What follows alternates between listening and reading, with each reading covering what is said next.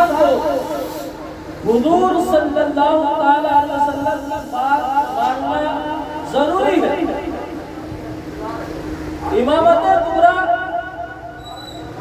یہ حضور صلی اللہ علیہ وسلم کی نیابت سے ہے، اور حضور کی نیابت سے مسلمانوں کے تمام دینی اور دنیاوی کاموں میں شریعت کے موافق عام تصور کرنا یہ اختیار ہے۔ یعنی امامت کبریٰ کے مطابق اور شریعت مطہرہ کے موافق ہمیں یہ چاہیے کہ ہم اپنی زندگی شریعت کے مطابق گزاریں۔ یعنی جس کام سے اللہ کے رسول صلی اللہ علیہ وسلم سے ہمیں منع کر دیا اسے ہم باز آ جائیں، اور جس کام کے کرنے کا حکم ہمیں اللہ کے رسول صلی اللہ علیہ وسلم نے دیا ہے ہم اس کو اپنانے کی کوشش کریں۔ یہی شریعت مطہرہ ہے اور یہی امامت کبریٰ ہے۔ تو امامت کبریٰ کسے کہتے ہیں؟ حضور نبی کریم صلی اللہ علیہ وسلم کی نیابت کو۔ اس کے علاوہ جتنی بھی امامت و خلافت ہے یہ سب امامت صغریٰ کہلائیں گے۔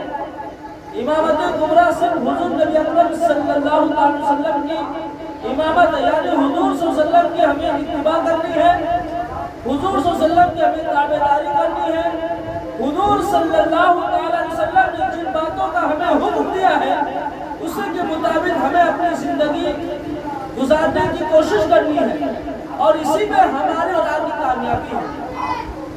جب ہم اور آپ اللہ کے نبی صلی اللہ علیہ وسلم کے بتائے ہوئے باتوں کے مطابق اپنی زندگی کو گزاریں گے تبھی جا کر ہم دنیا میں اور آخرت میں کامیاب ہو پائیں گے۔ تو ہمیں یہ چاہیے کہ ہم اللہ کے رسول صلی اللہ علیہ وسلم کے بتائی ہوئی باتوں پر عمل پیرا ہو، اور غیر معصیت میں تمام جہان کے مسلمانوں سے اطاعت کرانے کا حق ہے۔ یعنی اس امامت کے لیے مسلمان کا آزاد ہونا، مرد ہونا، مرد عاقل، بالغ ہونا ہی بھی شرط ہے، قرشی ہونا، قادر ہونا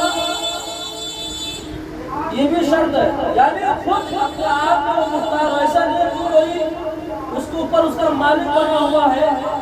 اس حالت میں اس پر اتباع ضروری نہیں، اس لیے کہ جب کوئی بندہ کسی کی اتباع میں رہتا ہے تو حکم یہی ہوتا ہے کہ وہ اسی کی فرمانبرداری کرے، اسی کا کہنا مانے۔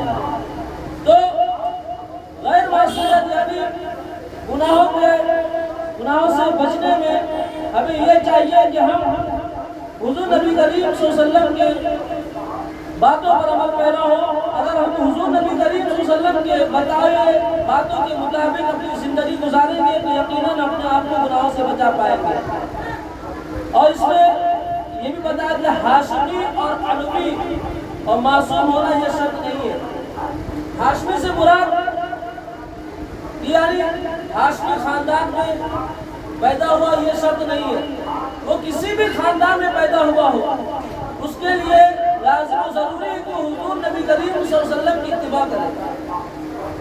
اس لیے اللہ تعالیٰ نے فرمایا قُلْ اطیعوا اللَّهَ وَاطیعُوا الرَّسُولَ، کہ لوگوں جب تم رسول اللہ کی اتباع کرو گے، حضور کی اطاعت کرو گے تو گویا اللہ کی اتباع اور اطاعت اسی میں ہے۔ یعنی